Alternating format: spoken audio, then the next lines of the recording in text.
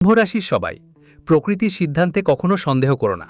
যদি শাস্তি পাচ্ছ তাহলে নিশ্চয়ই তুমি কোনো পাপ করেছ, আর যদি ফল পাচ্ছ তাহলে তুমি কোনো কর্মই তো করেছ। নমস্কার বন্ধুদের, ভালোবাসার সঙ্গে বলো জয় মাতাজি। আর তোমাদের নিজেদের অফিসিয়াল চ্যানেলে তোমাদের আবারও স্বাগত জানাই।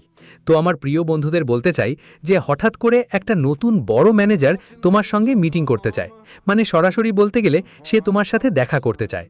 আর এখানে বিষয়টা একটু অন্যরকম, তাই আজকের ভিডিও কেবল বন্ধ ঘরে বসে দেখো, আর কাউকে বলবে না। কারণ বন্ধুরা, ওই যে তোমার সাথে দুদিনের মধ্যে মিটিংটা হতে যাচ্ছে, সেটা ম্যানেজার আর তোমার বিচে খুবই সিরিয়াস একটা ব্যাপার, আর তাদের আলাদা জায়গায় রাখা দরকার। আর ওই মিটিংটা কি হতে যাচ্ছে সেটা আমরা তোমাকে জানাবো তোমার কুণ্ডলী আর রাহু কেতুর অনুযায়ী। তবে বন্ধু, আমারও একটা অনুরোধ আছে। আমি তোমার জন্য অনেক পরিশ্রম করি, তাই যদি তুমি তোমার পরিবারের সবাইকে টাকা কামাতে দেখো, তোমার বাড়ির প্রতিটি কোণা টাকা দিয়ে ভরে উঠতে চাও, তাহলে বন্ধু তোমরা এখনই ভিডিওটাকে লাইক করে দাও। হ্যাঁ, তোমরা নিজের প্রিয় হাত দিয়ে কমেন্ট বক্সে জয় ভগবান ভোলে ভান্ডারী লিখে ভিডিওটা লাইক করে দাও। কারণ বন্ধু, অনেক দিন পর, মানে তোমাদের জীবনে এতদিন এলো আর এখনও তোমাদের দৈনন্দিন সময়টা কাটছে, কিন্তু এখন যা ঘটতে চলেছে সেটা কোনো ছোটোখাটো ব্যাপার নয়। হ্যাঁ বন্ধু, এখন এখানে আমাদের খুব বড় একটা প্রশ্ন আছে যা নিয়ে আজ আমরা ভাবব।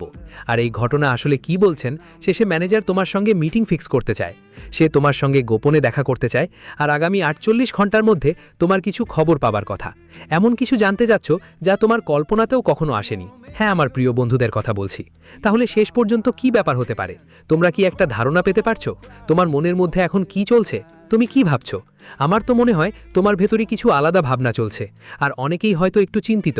কিন্তু বন্ধুদের, যদি আমরা স্পষ্ট ইঙ্গিত দেই, তাহলে আজকে হতাশ হবার বা চিন্তা করার কোনো কারণ নেই।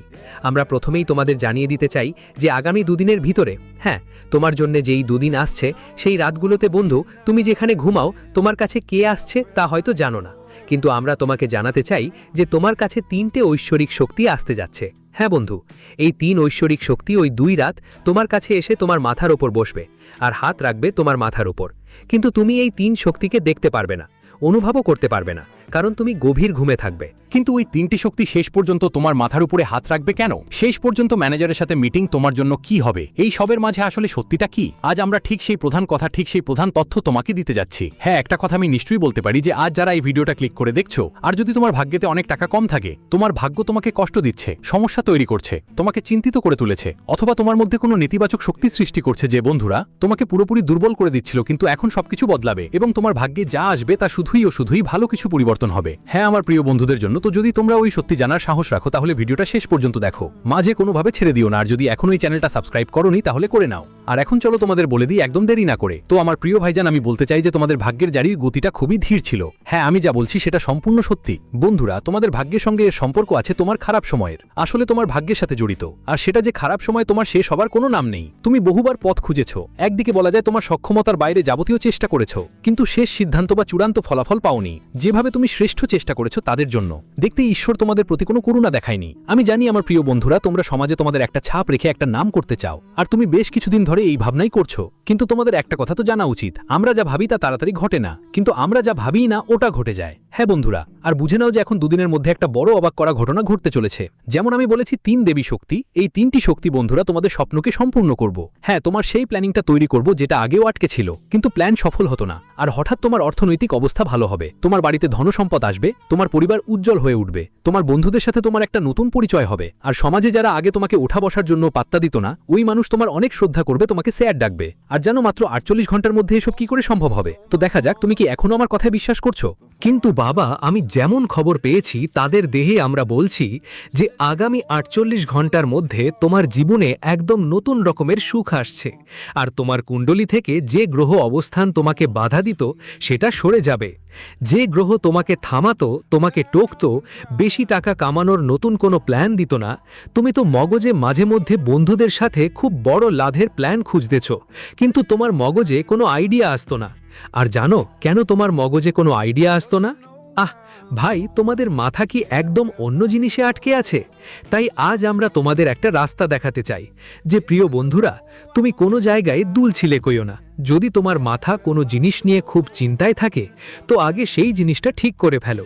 তারপর দেখো তোমার ভিতরে এক নতুন প্ল্যান আসবে, একদম ঝকঝকে আইডিয়া আসবে, যার দরুন তুমি খুব সহজে উচ্চতায় উঠতে পারবে। তাই মেয়েরা তাদের ক্যারিয়ারে নতুন সাফল্য পাবে আর নিজের ক্যারিয়ার সাজাতে পারবে।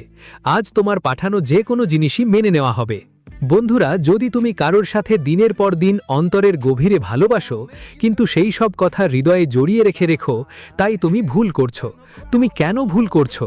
যদি তোমার পরিকল্পনা থাকে যে আমি ওকে জীবনের সঙ্গী বানাতে চাই, আমি তাকে ভালোবাসি, তাহলে তুমি তাকে কথা বলো, প্রপোজ করো। কারণ আজকাল কোনো কিছুই হাতের মধ্যে বেশি দিন থাকে না, সেটা হারিয়ে যায়। সেটা টাকা হোক, পাখি হোক বা ভালোবাসা হোক। হ্যাঁ বন্ধু, তাই আমার কথা মনোযোগ দিয়ে শোনো। আজ তোমার ঘরের সন্তানেরা আকাশ ছুবে। আমি এটা লিখে বলছি। তোমার ব্যবহার দেখে আমার এই রাশির সমস্ত জাতকেরা তোমার আচরণে সবাই হৃদয় জয় করবে। ও একটু কথা, তুমি আগামী 2 দিন হলুদ রঙের কাপড় পরতে যাচ্ছ। আর যদি তুমি হলুদ রঙের কাপড় পরো, তাহলে আমার সকল বন্ধুর মাধ্যমে তোমার কিছু লাভও হবে। আর লাভ কি হবে সেটাই তোমার জানা ঘটবে। কিন্তু এ কথা কাউকে বলতে নেই, কারণ অবশ্যই আজকাল লাভ ক্ষতির খেলা রহে। কিন্তু আমাদের নিজের মনে এসব রাখতে হয়।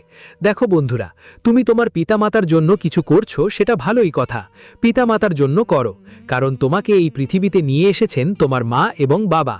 তোমাকে পড়াশুনো শিখিয়েছে যাতে তুমি তাদের জন্য কিছু করতে পারো। চাকরি পাওয়া কোনো বড় কথা না। তাদের পাশে থাকো আর একটু চেষ্টা